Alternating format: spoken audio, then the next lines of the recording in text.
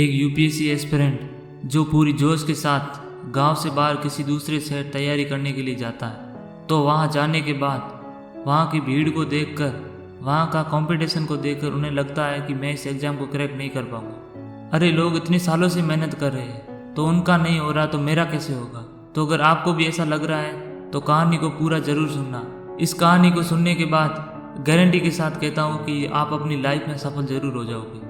तो चलो वीडियो को शुरुआत करते हैं। दोस्तों, एक लड़का जो छोटे से गांव से बिलोंग करता था, इनकी फैमिली बैकग्राउंड भी इतनी अच्छी नहीं थी, लेकिन इनका भी एक सपना था कि मैं यूपीएससी को क्रैक करके देश की सेवा करूं। और फिर इसने यूपीएससी की तैयारी करने के लिए अपने माँ बाप से दूर यूपीएससी की दुनिया दिल्ली में चला गया। लेकिन दिल्ली जाकर इसने हजारों और लाखों की भीड़ को देखकर कैसे स्टूडेंट इधर से उधर जा रहे हैं, कितने स्टूडेंट कोचिंग जा रहे हैं और कितने स्टूडेंट स्टडी मटेरियल खरीद रहे हैं, और यह सारी भीड़ यूपीएससी प्रीलिम्स का था। यह सब देखकर वह हताश हो गया, वह घबरा गया।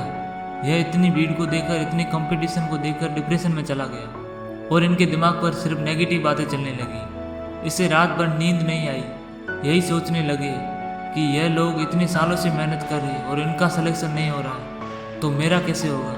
अरे मेरी तो बैकग्राउंड भी अच्छी नहीं है। यह बिल्कुल हताश हो गया, क्योंकि सिर्फ 400 से 500 सीट के लिए इतनी सारी भीड़ इसने कभी नहीं देखी थी।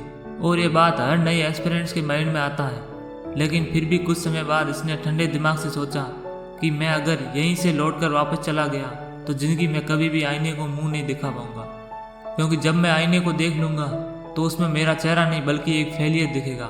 उसमें यह दिखेगा कि मैं डरपोक था। डर की वजह से मैंने तैयारी नहीं की और मैं अपने माँ बाप को बोल कर आया हूँ, उन्हें सपना दिखा कर आया हूँ कि तेरा बेटा आईएएस बनकर ही लौटेगा। मैं बिना आईएएस बने कैसे चला जाऊँ, यह नहीं हो सकता। दोस्त, फिर उसके अंदर यूपीएससी क्रैक करने का जोश आ गया और इसी सोच के साथ तैयारी करना शुरू कर दिया और इसने पूरी मेहनत और डेडिकेशन के साथ तैयारी करने लगा। दोस्तों, तैयारी करने के बाद जब उसने एग्ज़ाम दिया तो अफसोस, तो इसका प्री एग्ज़ाम भी क्वालिफाइड नहीं हो पाया और इसे एक बड़ा झटका लगा। वो सोचने लगा कि एग्ज़ाम को क्लियर करने का सपना लेकर आया था और इसके पहले एग्ज़ाम में मैं फेल हो गया। दोस्त, जब ये फेल हुआ ना, तो उसके घर के आसपास के लोग ताना मारना शुरू कर दिए।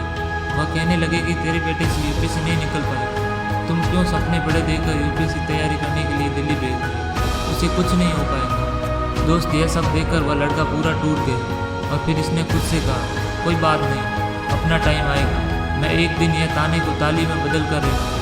और दोस्तों, इसने साल की किए हुई गलतियों पर सुधार किया और दुगनी मेहनत के साथ तैयारी करना शुरू कर दिया। और इसका परिणाम निकला कि इसने प्रीलिम्स अपने दूसरी टेस्ट में ही पास कर लिया और अब इसका सिर्फ इंटरव्यू ही बाकी था।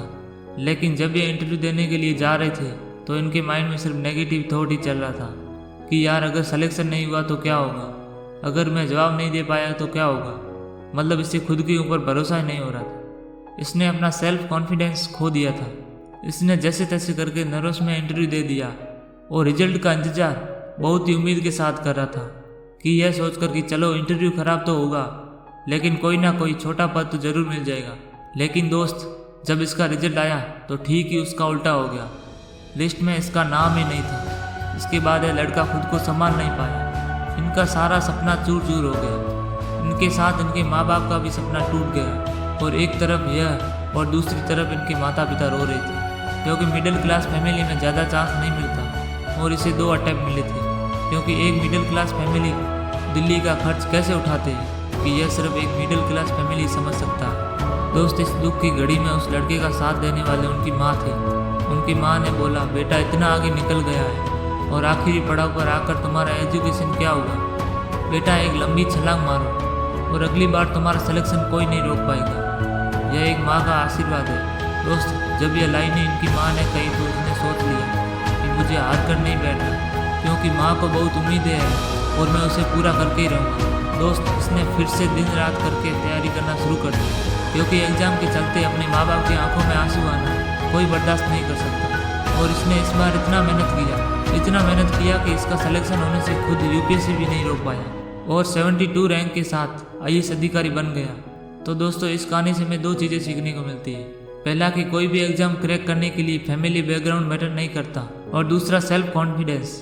आपको खुद पर भरोसा होना चाहिए और खासकर यूपीएससी जैसे बड़े एग्जाम में, क्योंकि जब आपको खुद पर भरोसा नहीं हो रहा है तो आपके ऊपर इतनी बड़ी जिम्मेदारी, एक जिले का बार, आप कैसे मैनेज करेंगे?